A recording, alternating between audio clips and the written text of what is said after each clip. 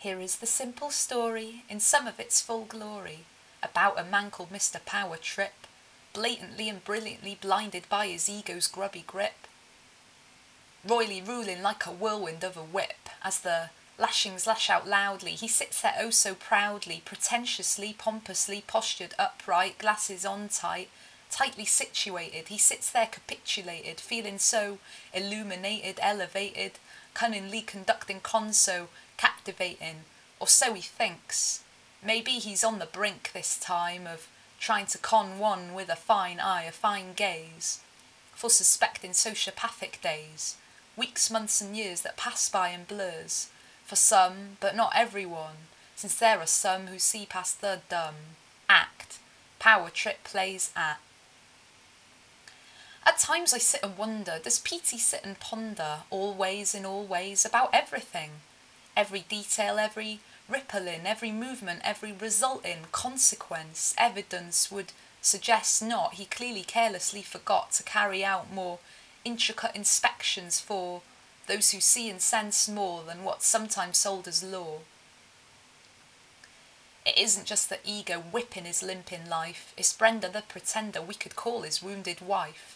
Or maybe a mad manager, his master and manipulator, acutely apathetic, afflicted administrator, since PT is lost behind the dead loss of a boss, following a misdirected director, following clueless cues, shaded in shady shadowed hues, of dark dense darkening colours that were once technicolor, a long time ago. Whilst following an inoffensive flow, an innocent show was what he used to know. Till that show had to go, Brenda and PT lost their light's glow. Nights now on show. No sparkling stars though, just darkening scars show how the thoughts in their heads are ones filled full of dread. Dread in the dead rut their lives are filled up with, but they could give their attention to another intention, one of purer direction. I don't know if they'll do it. Will they dare to look through it? Through their egos, their minds, that keep keeping them blinded to other possibilities. Damn darkened, doomed philosophies are keeping them stuck in their repeating reckless ruts. I remember once saying, and Noah wasn't playing, to the man himself, Mr. Power Trip, forget the ego's grubby grip, listen to an ascended script that says this, about bliss, the meek shall inherit the earth.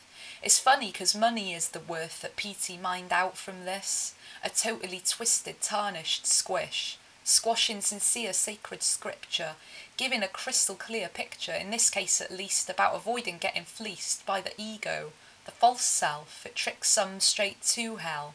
PT's a prime example, a nice neat little sample to put on show.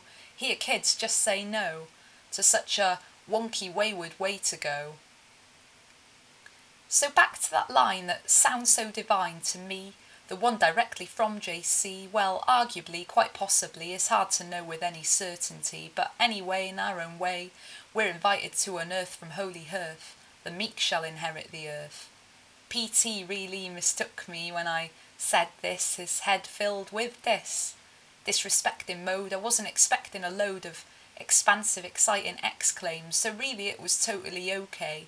But what is funny, I will say, is the dismissive, disdainful way that PT chose to side with Brenda borrowed bride, and interpret Meek as weak, especially as we take a sneak peek and see that one of PT's main influences saw through the ego's poor defences, and invented such an art, clearly coming from his heart. His name was Ueshiba, a brilliant, bright-eyed master, creator of Aikido. He understood the quote's flow. What else I find amusing is PT on minimal musing upon this quote sat there with his gloat as he thought of me so mistakenly. She's so naive and so easily led astray down my perverted pathway. Maybe I was for one mad week where I sat and listened to his beak that was releasing traps and tricks, tactical tricky tidbits that could have broken me to bits. But that wasn't to be. Perhaps stronger than he and much longer than he, I spent studying sacred scriptures, contemplating cosmic powerful pictures and altered states of consciousness to rise and release from egoic mess. Another thing that makes me chuckle is the confusing, crazed kerfuffle PT constantly settles in, through conditioned betting in, his interpretation of the earth as merely a material worth, like gaining prize promotion whilst at work with no actual authentic emotion of excitement, ecstatic elation, no high feelings, no true motivation, apart from money, maybe status.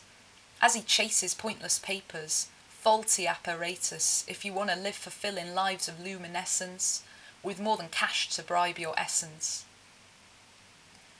So yes, Mr. Power Trip, I may have slipped to your egoic grip, and yes, mister, I may be one naive sister, but I don't care about your stare, your opinion, your projection, so take 'em with rejection, 'cause that queen of a quote is confirmation I'm not confined to your coat, your coating of glossy, glorified gloating, as you row your boat boating down a dried up dying river, so secretly hoping to hide, hidden as you cry and quiver.